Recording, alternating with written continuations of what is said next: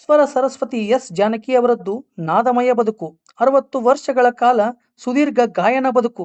48,000ಕ್ಕೂ ಹೆಚ್ಚು ಹಾಡುಗಳನ್ನು 17ಕ್ಕೂ ಹೆಚ್ಚು ಭಾರತೀಯ ಭಾಷೆಗಳಲ್ಲಿ ಹಾಡಿದ್ದ ದಕ್ಷಿಣದ ಗಾನ ಕೋಗಿಲೆ ಸ್ವರ ಸರಸ್ವತಿ ಇಂದು ತಮ್ಮ ಸ್ವರವನ್ನ ನಿಲ್ಲಿಸಿದ್ದಾರೆ. 1938ರ ಏಪ್ರಿಲ್ 23ರಂದು ಆಂಧ್ರ ಪ್ರದೇಶದ ಗುಂಟೂರು ಜಿಲ್ಲೆ ಪಲ್ಲಪಟ್ಲ ರೇಪಲ್ಲಿ ಗ್ರಾಮದಲ್ಲಿ ಜನನ. ಮೈಸೂರಿನಲ್ಲೇ ಗಾಯನ ಆರಂಭ, ಮೈಸೂರಿನಲ್ಲಿಯೇ ಗಾಯನ ಮುಕ್ತಾಯ.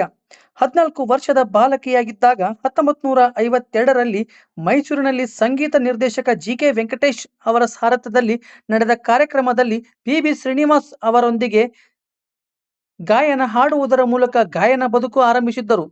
ಕೊನೆಯದಾಗಿ 2017ರಲ್ಲಿ ಮೈಸೂರಿನಲ್ಲಿ ಕೊನೆಯ ಬಾರಿಗೆ ಹಾಡಿದ್ದರು. ಈಗ ಮೈಸೂರಿನಲ್ಲಿಯೇ ಕೊನೆಯುಸಿರನ್ನ ಎಳೆದಿದ್ದು ಕಾಕತಾಳೀಯವೇ ಸರಿ.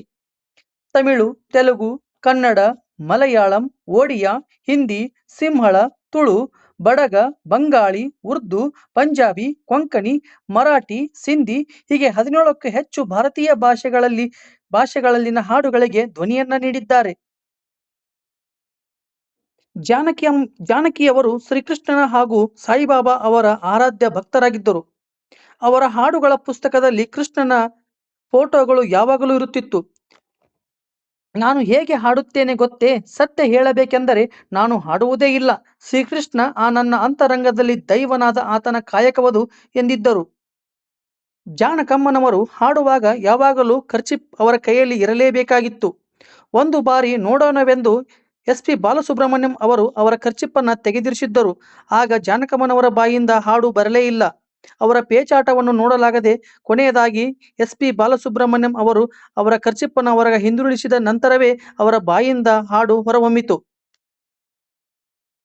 ಅವರ ಕಂಠದಿಂದ ಬಂದ ಪ್ರಸಿದ್ಧ ಕನ್ನಡ ಗೀತೆಗಳು ಯಾವೆಂದರೆ ಗೆಜ್ಜೆ ಪೂಜೆ ಚಿತ್ರದ ಗಗನವು ಎಲ್ಲೋ ಭೂಮಿಯೂ ಎಲ್ಲೋ, ಸಿಪಾಯಿ ಚಿತ್ರದ ಬಂದ ಬಂದ ಮೇಘರಾಜ, ಬಯಲುದಾರಿ, ಬಾಣಲ್ಲೂ ನೀನೆ ಭುವಿಯಲ್ಲೂ ನೀನೆ, ದೋಣಿ ಸಾಗಲಿ ಮುಂದೆ ಹೋಗಲಿ, ಗಂಧದ ಗುಡಿ ಚಿತ್ರದಲ್ಲಿ ಪಿ.ಬಿ. ಶ್ರೀನಿವಾಸ್ ಅವರೊಂದಿಗೆ ಪುಟ್ಟ ಹುಡುಗಿಯಂತೆ ಧ್ವನಿ ಮಾಡಿ ಎಲ್ಲೋ ಹೋಗಲ್ಲ ಮಾಮ ಎಲ್ಲೂ ಹೋಗಲ್ಲ ಎಂದು ಹಾಡಿದ ದಾಟಿ, ಗೀತೆಯಾದ ಮೂಡನ ಮನೆಯ ಮುತ್ತಿನ ನೀರಿನ ಎರಕಾವ ಹೊಯ್ದ, ಬಿಸಿಲಾದರೇನು ಮಳೆಯಾದರೇನು, ಪೂಜಿಸಲೆಂದೇ ಹೂಗಳ ತಂದೆ, ದೇವರ ಆಟ ಬಲ್ಲವರಾರು, ಮೂಕ ಹಕ್ಕಿಯು ಹಾರುತ್ತಿದೆ, ಗಜಮುಖನೇ ಗಣಪತಿಯೇ ನಿನಗೆ ವಂದನೆ ಭಕ್ತಿಗೀತೆ, ಏಕೋ ಏಕೋ ಈ ಶಂಕರ ಈ ಕೋಪ ಎನ್ನುವ ಭಕ್ತಿಗೀತೆ, ಹೀಗೆ ಸಾಕಷ್ಟು ನೂರಾರು ಸಾವಿರಾರು ಕನ್ನಡ ಚಲನಚಿತ್ರಗಳಿಗೆ ಧ್ವನಿಯಾಗಿದ್ದಾರೆ.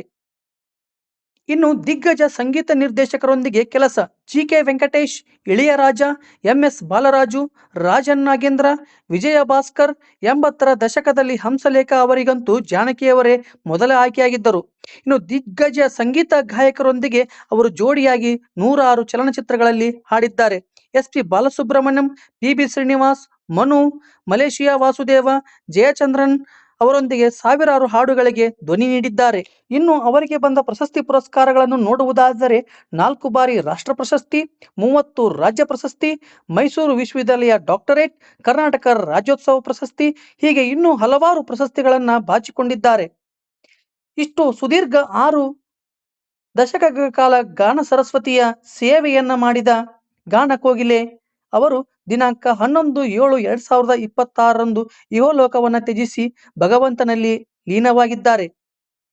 ಇಂದು ಅವರು ನಮ್ಮೊಂದಿಗೆ ಇಲ್ಲದಿದ್ದರೂ ಅವರ ಸಾಧನೆ ನಮ್ಮಲ್ಲಿ ಶಾಶ್ವತವಾಗಿ ಉಳಿಯುತ್ತದೆ. ಧನ್ಯವಾದಗಳು.